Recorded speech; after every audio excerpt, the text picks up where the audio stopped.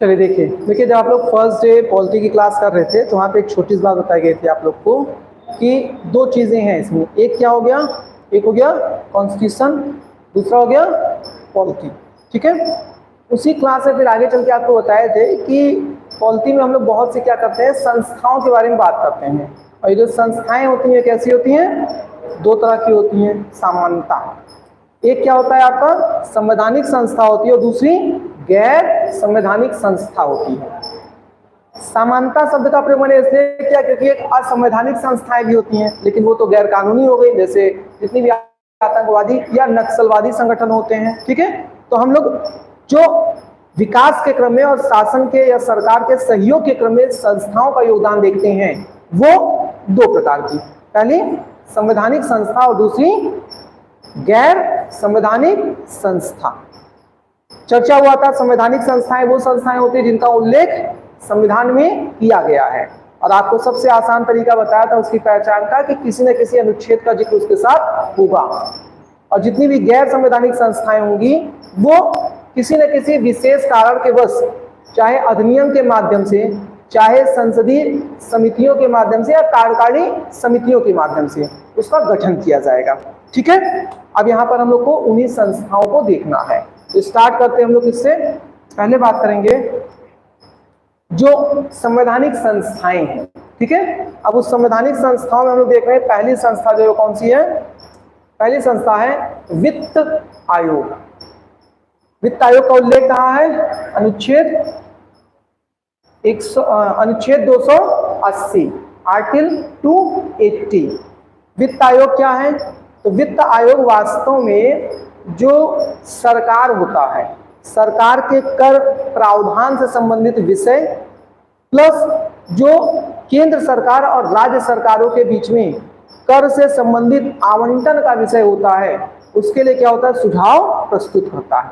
ध्यान रखिएगा, बाध्यकारी नहीं है इसका सलाह, इसकी सलाह केवल एक क्या है, एक परामर्श के रूप में होता है या सुझाव के रूप में ही होता है। ठीक है, अब ध्यान रखिए यहाँ पर क्या है, ये जो वित्त आयोग है इसका हर 5 वर्ष में गठन किया जाता है, और इसका गठन कौन करता है, राष्ट्रपति। तो 5 वर्ष के लिए गठन होता है, प्रत्येक 5 वर्ष में गठन होता है, गठन राष्ट्रपति करते हैं। इसकी संरचना क्या है, इसकी संरचना है 1+4। 1+4 का अर्थ क्या है, इसमें एक अध्यक्ष होगा और 4 अन्य सदस्य, यानी कुल सदस्यों की संख्या इसमें कितनी होगी, 5। लेकिन मैं हमेशा आप लोगों को 1+ अन्य करके याद करने के लिए बताता हूं। कारण क्या है, ताकि स्पष्ट रहे कि हम एक अध्यक्ष की बात कर रहे हैं और प्लस अन्य की बात कर रहे हैं। ठीक है, अब यहां पर देखिए 15वां वित्त आयोग 2021 से 26 के लिए गठित किया गया, और ये 15वें जो वित्त आयोग के अध्यक्ष है वो कौन है, नंद किशोर सिंह है। तो एक तो आपको इनको ध्यान रखना है।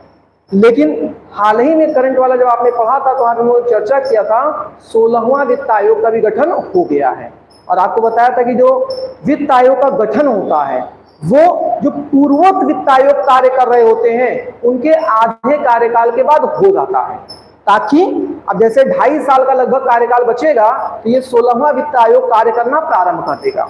इससे होगा क्या, ये अपना 2-2.5 साल का रिसर्च करेगा कि आगे कैसे सरकार के बेहतर वित्तीय संबंधित जो नियम है उसको बनाना है, ताकि जब गठित हो तो वो अपनी रिपोर्ट प्रस्तुत कर दे। इसीलिए आप देखेंगे कि हमेशा क्या है, जो पिछला वित्त आयोग कार्यरत हो रहा होगा और उसका लगभग आधा कार्यकाल समाप्त हो जाता है, तभी अगले वित्त आयोग का गठन हो जाता है।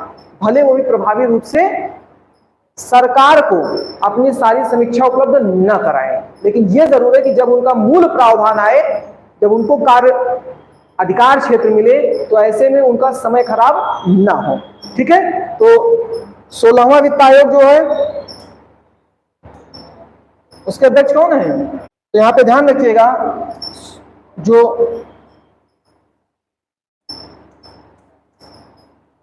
और भाई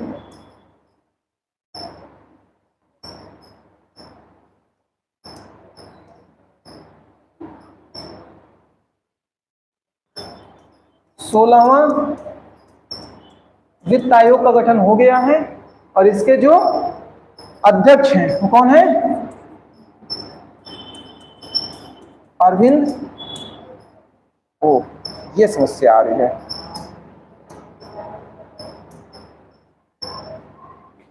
अरविंद,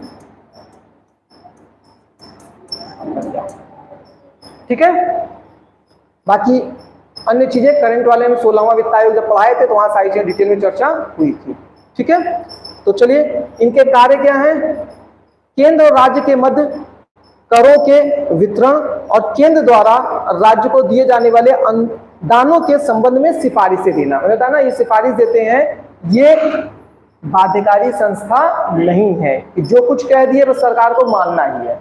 दूसरी चीज, अब यहाँ पर केंद्र राज्य के मध्य एक तो कर का वितरण, ऊपर से आप जानते हैं जो केंद्र होता है उसके द्वारा क्या होता है, राज्य को अलग अलग योजनाओं के लिए क्या होता है, कुछ अनुदान किया जाता है। जैसे बहुत जगह पे देखते हैं आप 60% केंद्र सरकार दे रही है, 40% राज्य सरकार दे रही है। कहीं कहा देखते हैं 20% जो है वो केंद्र सरकार दे रही है तो 80% राज्य सरकार दे रही है। तो कितना वहां पर सहयोग देना है, कितना अनुदान देना है, प्लस अन्य प्रावधानों से कहीं कहीं केंद्र जो है वो राज्यों को और भी पैसे देते हैं, उस सब का निर्धारण इन्हीं के माध्यम से किया जाता है, ठीक है। सिफारिशों की प्रवृत्ति या प्रकृति सलाहकारी है। आयोग अपनी रिपोर्ट राष्ट्रपति को सौंपता है। राष्ट्रपति आयोग की सिफारिशों को उन राष्ट्रपति आयोग की सिफारिशों को केंद्र सरकार द्वारा की गई कार्रवाई का स्पष्टीकरण संसद के दोनों सदनों के समक्ष रखता है। इसका मतलब राष्ट्रपति क्या करेगा, आयोग ने क्या सिफारिश प्रस्तुत की, फिर सरकार ने उस आयोग की जो सिफारिश थी उस पर किस प्रकार से कार्य किया, उसकी पूरी कार्रवाई का स्पष्टीकरण क्या होता है, राष्ट्रपति संसद में रखते हैं, ठीक है, दोनों सदनों के समक्ष। अब प्रथम वित्त आयोग की बात हो रही तो प्रथम वित्त आयोग के अध्यक्ष कौन थे, केसी नियोगी। तो यहां पर आपको क्या क्या ध्यान रखना है, एक आपको ध्यान रखना है कि 15वां जो वित्त आयोग था, 15वां वित्त आयोग के अध्यक्ष नंद किशोर सिंह, 16वें वित्त आयोग के अध्यक्ष अरविंद पनगड़िया। इसके अलावा पहले जो वित्त आयोग थे उनके जो अध्यक्ष हैं वो कौन है, केसी नियोगी हैं। नहीं भी याद रखेंगे तो काम चलेगा, 15वां 16वां जरूर याद रखिएगा।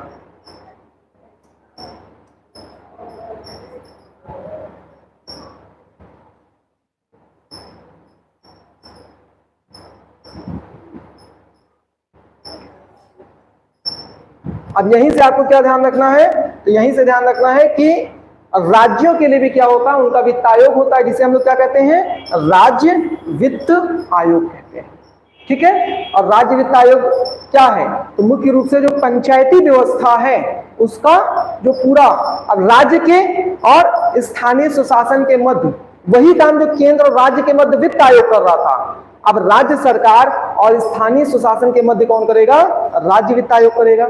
इसका मतलब राज्य सरकार द्वारा और स्थानीय सुशासन यानी नगर पंचायत और ग्राम पंचायत के मध्य करों का आवंटन प्लस राज्य सरकार द्वारा स्थानीय सुशासन के लिए जो अनुदान दिया जाता है उस सब की समीक्षा करके रिपोर्ट कौन देता है, फिर राज्य वित्त आयोग देगा।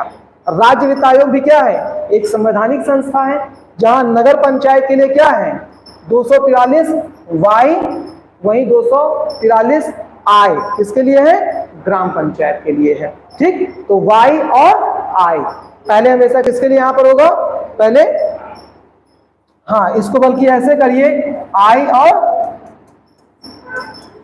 वाई, ठीक है। आई और वाई रखेंगे तो हमेशा पहले हम लोग क्या करेंगे, ग्राम पंचायती व्यवस्थाओं को पहले देखेंगे और क्रम भी आपका आई और वाई हो जा रहा है, ठीक है। इतनी चीज आपको यहाँ पे ध्यान रखनी है।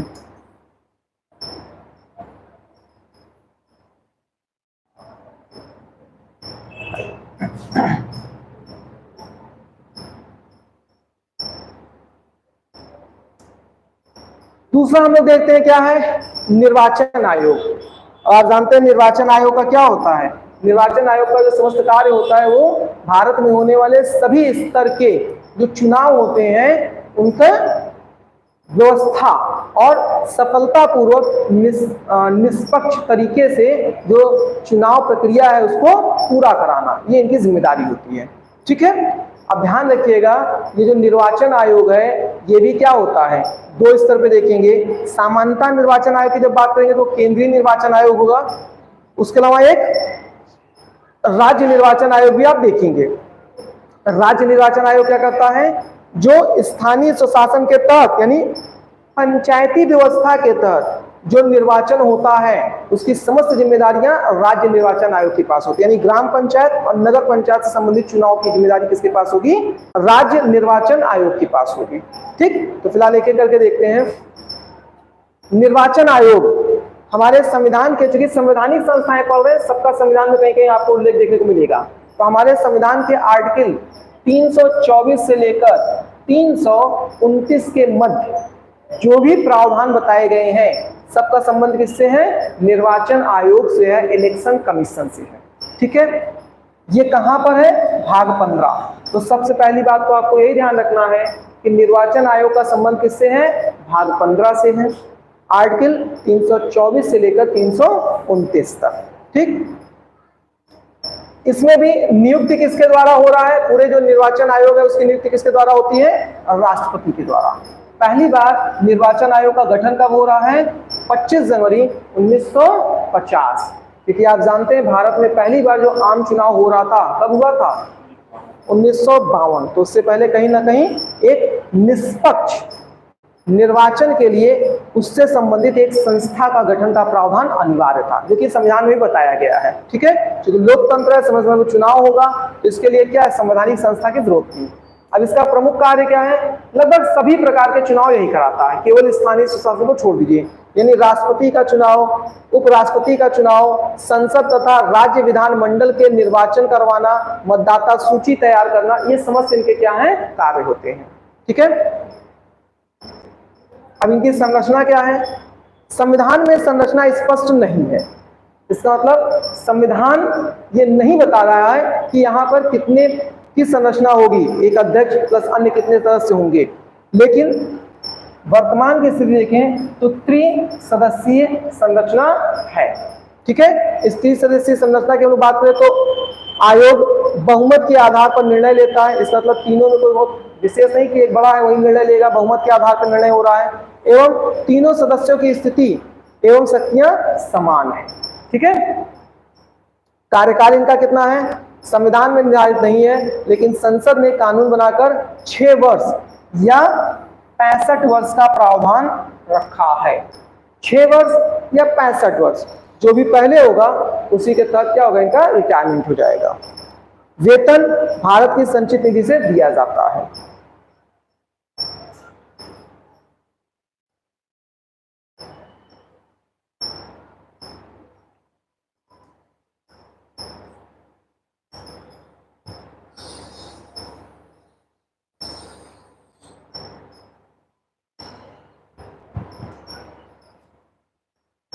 पदमुक्ति देखिए क्या है, संसद द्वारा उसी प्रकार पद से हटाया जा सकता है जैसे सुप्रीम कोर्ट के किसी जज को। यानी निर्वाचन आयोग के किसी सदस्य को उसके पद से हटाना एक जटिल प्रक्रिया है। ठीक है, जैसे सुप्रीम कोर्ट के जज को हटाते हैं।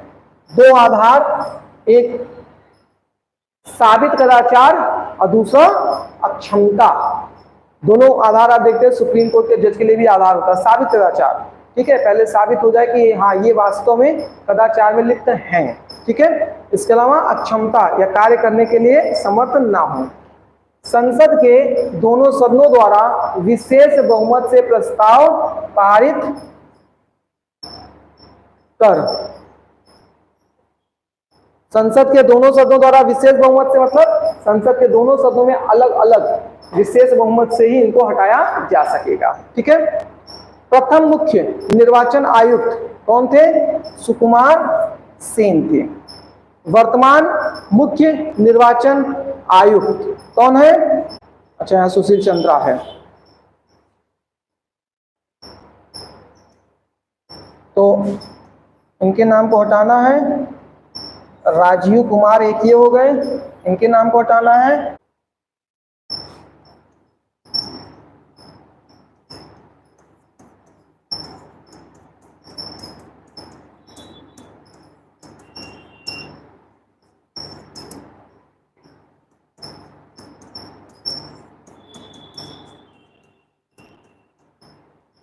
ठीक है, इसको वैसे मैं कोशिश करूंगा अपडेट करके, अभी नोट्स दिया नहीं, लेकिन जिसके पास पहले है ना तो ध्यान रखिएगा, थोड़ा सा इसको देख करके अपडेट कर लिएगा, क्योंकि ये सारी चीजें ऐसी है जो समय समय पे आप जब भी पढ़िए तो देख लीजिए, उसको अपडेट करने की जरूरत पड़ती है। ठीक है, तो अब अगर आपको देख रहा हो तो 3 सदस्यीय है, 3 सदस्यीय में क्या है, ये जो राजीव कुमार है ये बन गए हैं मुख्य चुनाव आयुक्त, और दूसरे 2 तो कौन हो गए, सुखबीर सिंह संधू हो गए और ज्ञानेश कुमार। वैसे मुख्य चुनाव आयुक्त जरूर कहा जा रहा है, लेकिन शक्तियों के आधार पर तीनों समान ही होते हैं। ठीक है,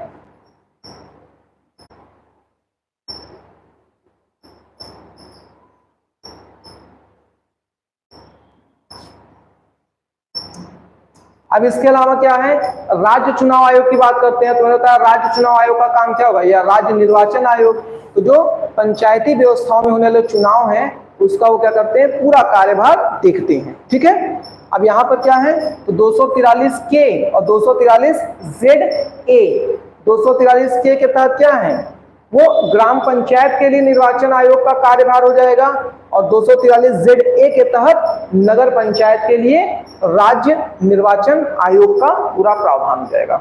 ठीक है, तो वित्त आयोग 280 राज्य के लिए, हाँ आय और वाई हो जा रहा है। जो वर्तमान के वित्त आयोग है कौन है, अरविंद पनगड़िया है। जो 15वें वित्त आयोग के अध्यक्ष है कौन है, नंद किशोर है ना। इसके अलावा ध्यान रखिएगा 15वां वित्त आयोग चल रहा है, 16वें वित्त आयोग का गठन हो गया है। ठीक, निर्वाचन आयोग की बात करें, अच्छा वित्त आयोग में क्या है, सदस्य कितने होते हैं, 5, 1+4। निर्वाचन आयोग की बात करेंगे, सदस्यों की संख्या कितनी होगी, 3। मुख्य निर्वाचन आयोग इस समय कौन है, राजीव कुमार है। 2 और कौन है, एक सुखविंदर सिंह संधू और दूसरा ज्ञानेश कुमार।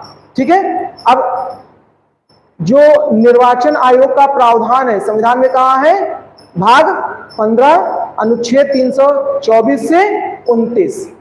राज्य निर्वाचन आयोग का प्रावधान कहाँ है, तो ग्राम पंचायत के लिए 243 के और नगर पंचायत के लिए 243 जेड ए।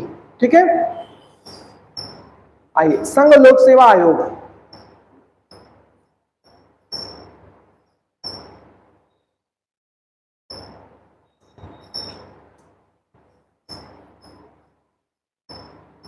संघ लोक सेवा आयोग यही यूपीएससी जो आपका पूरा एग्जाम कंडक्ट कराता है। ठीक है, तो यूनियन पब्लिक सर्विस कमीशन कहाँ है, भाग 14 में है, 315 से लेकर 323। तो 315 से 23 यहाँ है और 24 से 29 भाग 15 में चला जा रहा है। ठीक है, अगर हम लोग इसके इतिहास की बात करें तो सबसे पहले 1833 के चार्टर एक्ट के तहत लोक सेवा आयोग की दिशा में प्रथम अप्रत्यक्ष प्रयास किया गया था। क्योंकि आप जानते हैं कि जो 1833 का चार्टर एक्ट था उसमें पहली बार क्या हुआ, सरकारी नौकरियों में भेदभाव को समाप्त किया गया।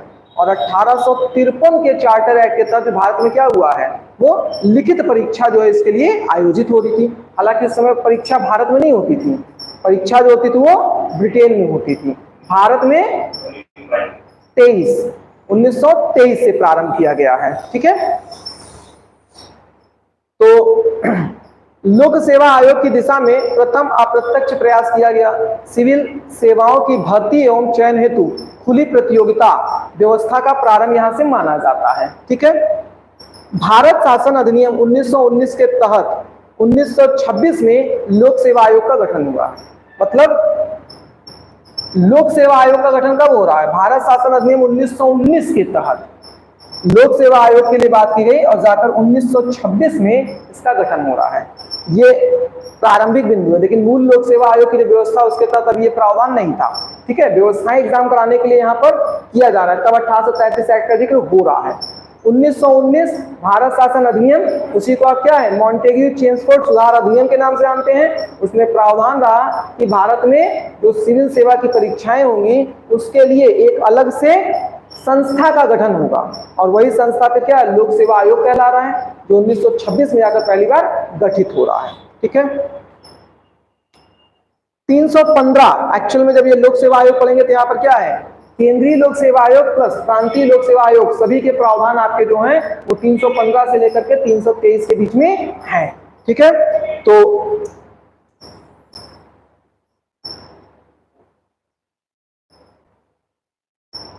पहले हम लोग बात कर लेते हैं 315।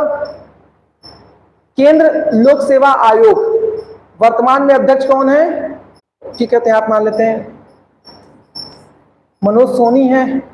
राज्य संघ लोक सेवा आयोग संयुक्त आयोग, इसका मतलब क्या है? आर्टिकल 315 बताता है कि एक केंद्र के लिए लोक सेवा आयोग होगा और एक राज्य के लिए लोक सेवा आयोग होगा और एक जो है संयुक्त लोक सेवा आयोग होगा। संयुक्त लोक सेवा आयोग का मतलब 2 या 2 से अधिक राज्य मिल करके भी एक ही आयोग के माध्यम से अपने यहाँ के प्रशासनिक पदों पर होने वाले जो परीक्षाएं होती हैं उसके कार्यभार का दायित्व जो है वो निर्वृत्त करा सकते हैं। ठीक है, यूपीएससी का अध्यक्ष व अन्य सदस्यों की नियुक्ति राष्ट्रपति द्वारा होता है। प्रत्येक लोक सेवा आयोग के सदस्यों में से आधे ऐसे सदस्य होंगे जो भारत सरकार अथवा राज्य सरकार के अधीन कम से कम 10 वर्ष तक किसी प्रशासनिक पद पर रह चुके हैं। ठीक है, यूपीएससी का कार्यकाल कितना होता है यहाँ के सदस्यों का?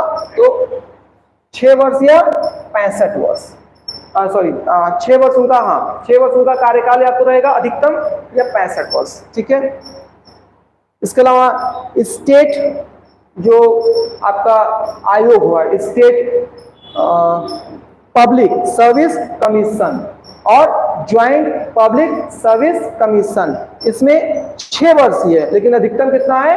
62 वर्ष। तो ये थोड़ा सा जैसे सुप्रीम कोर्ट और हाई कोर्ट के जज का देखते हैं, सुप्रीम कोर्ट के जज का रिटायरमेंट का समय कितना है और हाई कोर्ट के 62। तो यहाँ पे उसको आप जोड़ के रखिए। संघ में जो होगा यानी जो यूपीएससी के लिए होगा उसके लिए 65 वर्ष किए जा रहे हैं, प्लस जो प्रांत का आयोग होगा या जो संयुक्त आयोग होगा उसके लिए 62 वर्ष है। बाकी अधिकतम 6 वर्ष का कार्यकाल इनका होता है। त्यागपत्र यूपीएससी राष्ट्रपति को देंगे और स्टेट पब्लिक सर्विस कमीशन के सदस्य कहां पे देंगे? राज्यपाल को देंगे।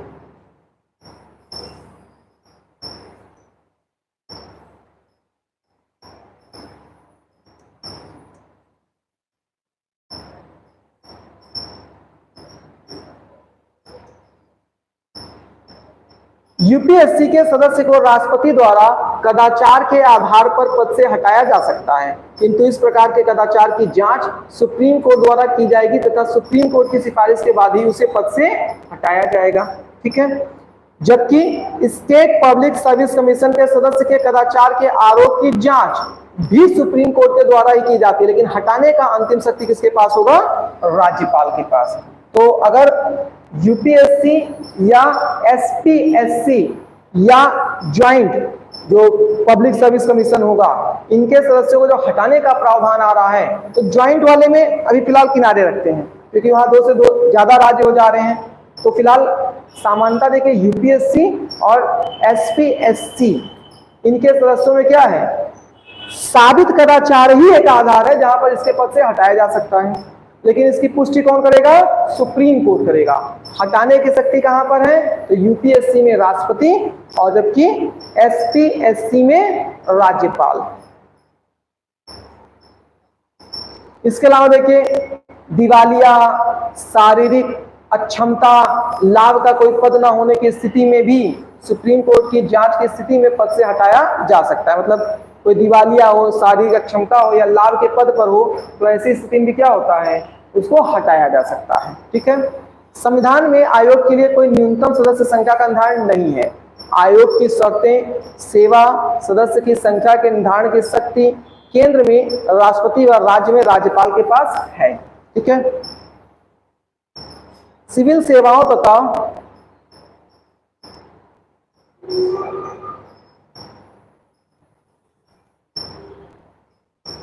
सिविल सेवाओं तथा सिविल पदों की नियुक्ति के तरीके से संबंधित मामलों पर यूपीएससी से विचार विमर्श किया जाता है। आयोग की सलाह कार्य इनके हैं। आयोग की सलाह केंद्र के लिए बाध्यकारी नहीं है, लेकिन केंद्र सरकार को संसद में बताना पड़ता है कि उसने आयोग की सिफारिश को क्यों स्वीकार नहीं किया।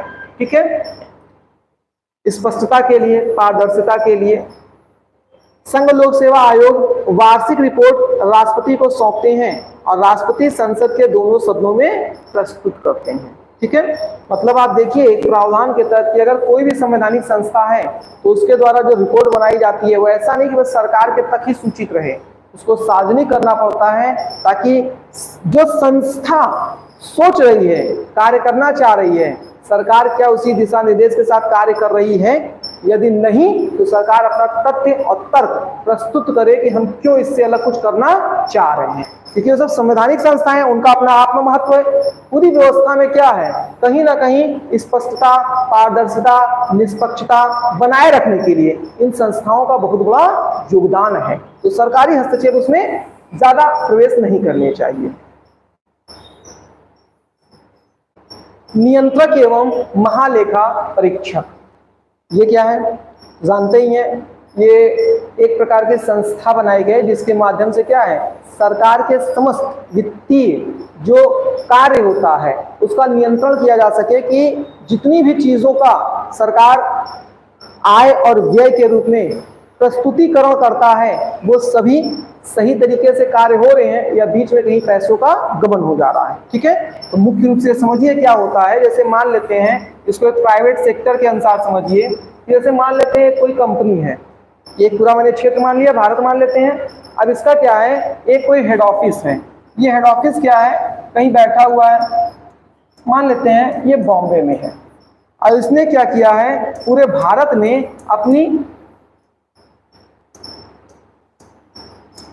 में अपनी क्या है, कई ये सब जो है ब्रांच ऑफिस खोल के रखा है। अब जितनी भी इसकी ऑफिस है, अगर हम किसी भी एक ऑफिस के बारे में बात करें तो यहां पर कहीं ना कहीं इसके एक आय और दूसरे व्यय का कार्य चल रहा होगा।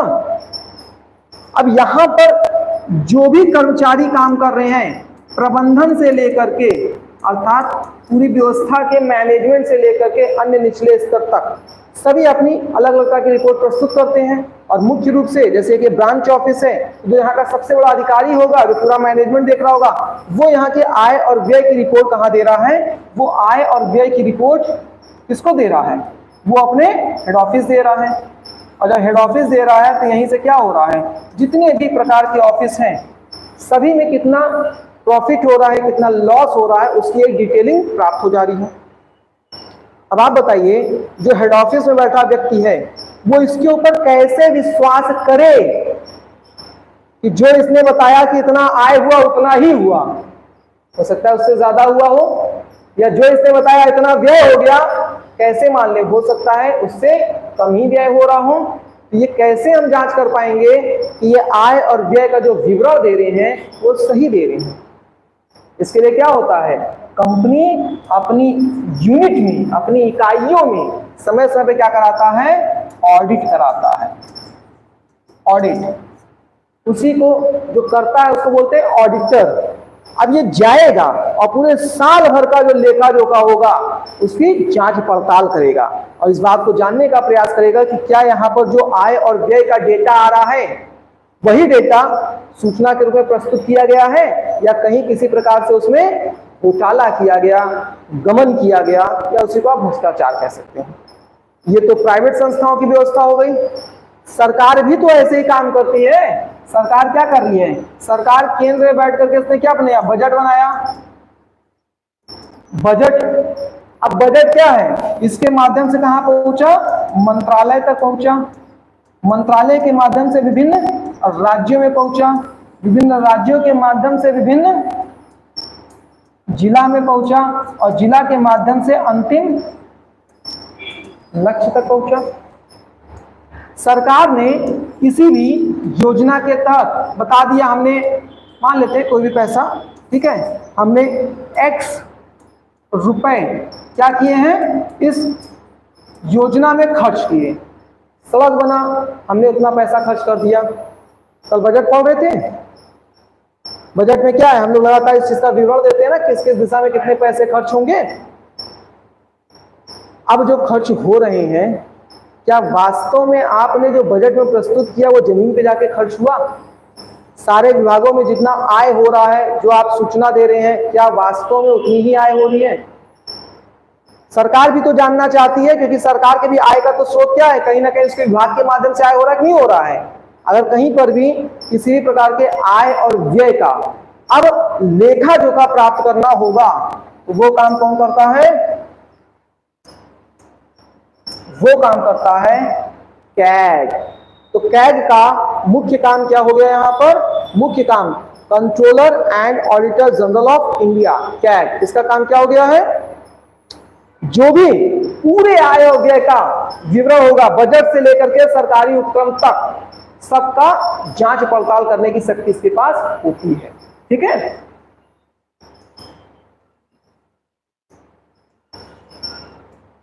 देखिए भाग 5 आर्टिकल 148 से लेकर 151 तक जो भी विषय रखे गए हैं वो सब कहां पर है? ये नियंत्रक एवं महालेखक परीक्षा के अंतर्गत है। पद का वर्णन 148 में है।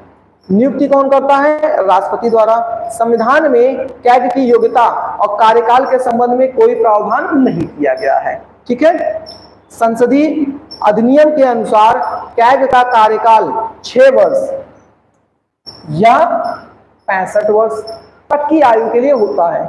इसका मतलब संसद में एक कानून बनाया गया कि कैग के जो सदस्य होंगे उनका कार्यकाल या तो अधिकतम 6 वर्ष का होगा और या तो 65 वर्ष के लिए होगा। ठीक है, कैग संघ की कार्यपालिका का एकमात्र ऐसा पद है जो राष्ट्रपति के प्रसाद पर्यंत नहीं है। ध्यान समझिएगा, कैग संघ की कार्यपालिका का एकमात्र, पहले इसको हटाने का प्रावधान ना, ये देखिए, पद से हटाने का प्रावधान वैसा ही है जैसे सुप्रीम कोर्ट के जज, जो आपने देखा पहले साबित कदाचार हो और क्षमता हो, उसके बाद फिर सदन में, दोनों सदनों में विशेष बहुमत से उसको हटाने का प्रावधान किया जाए। कैग संघ की कार्यपालिका का, पहली बात ये क्या है, ये कार्यपालिका का अंग माना जाता है, पहली चीज। और समस्त कार्यपालिका के जो सदस्य हैं राष्ट्रपति के प्रसाद पर्यंत होते हैं। प्रधानमंत्री भी, सारे मंत्री, सभी कार्यपालिका के जो सदस्य हैं उनको क्या होता है, राष्ट्रपति कभी भी हटा सकते हैं। तो ऐसा नहीं कहते कभी भी हटा सकते हैं, बट ये है कि जब उनके ऊपर किसी प्रकार के आरोप लगते हैं, प्रावधान के तहत वो घेर लिए जाते हैं, तो ऐसे में उनको हटाना पड़ता है। राष्ट्रपति के प्रसाद पर्यंत माने जाते हैं। कैग का प्रमुख कार्य क्या है? केंद्र और राज्य के लेखाओं की जांच करना। लेखाओं मतलब अकाउंट्स, अकाउंट्स का तात्पर्य उनके आय और व्यय का विवरण। कैग प्रत्येक वर्ष अपनी रिपोर्ट राष्ट्रपति को सौंपते हैं। राष्ट्रपति इस रिपोर्ट को संसद के दोनों सदनों के समक्ष रखते हैं।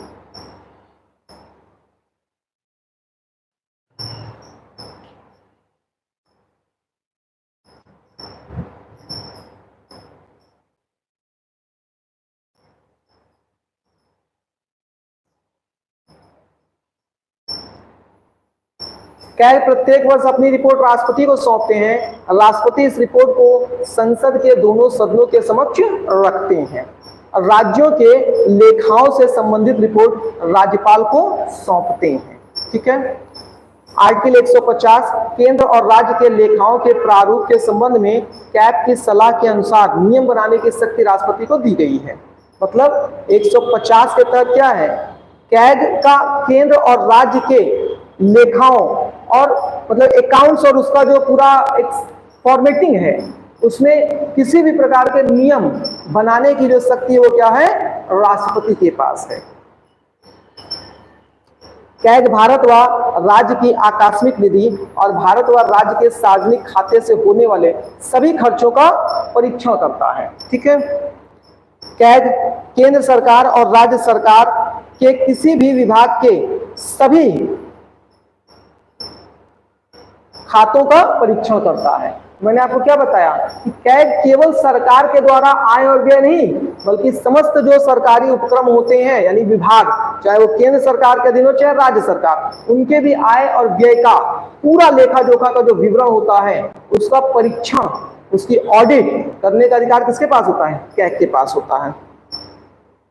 संसद की लोक लेखा समिति के मार्गदर्शक मित्र और सलाहकार के रूप में भी कार्य करता है। तो लोक लेखा समिति का कार्य कुछ इसी तरह से होता है, तो उनके लिए पहले से रिपोर्ट बनाकर के भी रखता है, बाकी वो अपने स्तर से भी काम कर सकते हैं। कैग केवल तभी ऑडिट कर सकता है जब पैसे खर्च किए जा चुके हो। तब तक खर्च नहीं होगा, तब तक आप कैसे बताएंगे जितना पैसा पास हुआ था वो कहीं खर्च हुआ या नहीं हुआ। भारत के पहले कैग वी नरहरि राव हैं, वी नरहरि राव। वर्तमान के गिरीश चंद्र मुर्मू हैं। वैसे तो सुनाई दिया नहीं कि बदले गए हों, चेक कर लेते हैं अभी। हाँ, जब आपके गाजीपुर से मनोज सिन्हा को क्या किया गया था, जम्मू कश्मीर का जो राज्यपाल बनाया गया था वहां पर, तो उस समय क्या था, ये गिरीश चंद्र मुर्मू उससे पहले वहां पे क्या थे, राज्यपाल थे। अब उनको वहां से हटाया गया तो क्या बना दिया गया था, कैग का अध्यक्ष बना दिया गया था, कैग बना दिया गया था। तो भारत में कैग का कार्यकाल पहली बार 1858 में स्थापित किया गया था। ठीक है,